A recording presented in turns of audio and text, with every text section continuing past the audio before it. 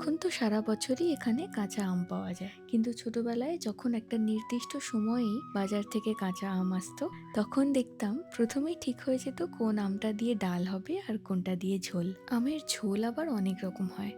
আজকে যেমন বানাচ্ছি কাঁচা আম দিয়ে মৌরলা মাছের ঝোল। মাছে নুন হলুদ মাখানো আর আমটা সেদ্ধ করতে দেওয়া ছাড়াও অল্প একটু কাঁচা আম, কাঁচা লঙ্কা আর ধনেপাতা একেবারে থেঁতো করে রেখেছি। আর লাগবে অল্প একটু সর্ষে বাটা।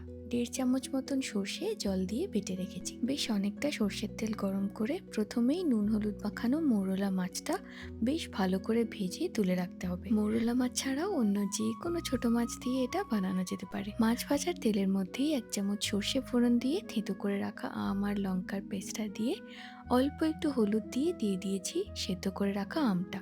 সামান্য একটুখানি নুন আর স্বাদমতো চিনি দিয়ে কিছুক্ষণ নাড়াচাড়া করে বেশ অনেকটা জল দিতে হবে। সামান্য একটু বিট নুন দিয়েছি। এরপর ঝোল ফুটে গেলে বেটে রাখা সর্ষেটা দেব, তবে এক্কেবারে ছেঁকে নিয়ে। সর্ষেটা দেওয়ার পর আর বেশিক্ষণ ফোটাবো না। ভেজে রাখা মাছগুলো দিয়ে 1-1.5 মিনিট মতন ফুটিয়ে নিলেই একেবারে ঘরোয়া কাঁচা আম দিয়ে মৌরলা মাছের ঝোল তৈরি। মা বলে কাঁচা আম দিয়ে রান্না করার আগে অবশ্যই একটু আমটা খেয়ে দেখতে বেশি টক কিনা। সাধারণ রান্না, কিন্তু খেতে কি অপূর্ব যে লাগে কি বলি।